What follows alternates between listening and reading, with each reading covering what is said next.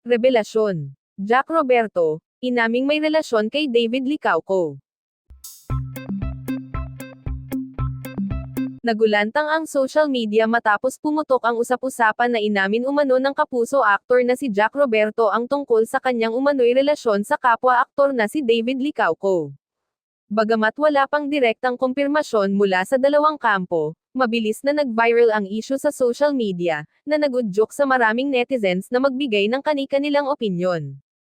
Nagsimula ang kontrobersya matapos kumalat ang isang video clip kung saan makikitang nagbibiruan sina Jack at David sa isang off-cam moment.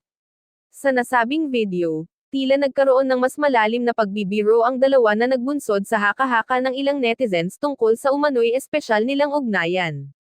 Ilang tagahanga ang nagbigay ng suporta sa umano'y bagong pag-amin ng aktor, habang ang iba naman ay nagduda sa katotohanan ng balita.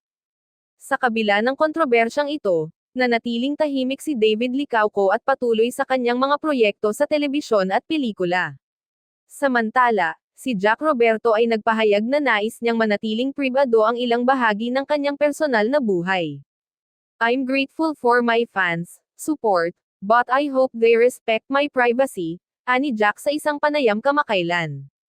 Bilang dalawa sa pinakasikat na aktor ng kanilang henerasyon, hindi na bago para kina Jack at David ang makasangkot sa iba't ibang intriga. Gayunpaman, patuloy silang nagiging propesyonal sa kanilang trabaho at itinuturing ang kanilang tagumpay bilang prioridad. Habang nananatili ang kontrobersya, umaasa ang kanilang mga tagahanga na magbibigay linaw ang dalawa upang matapos ang mga spekulasyon.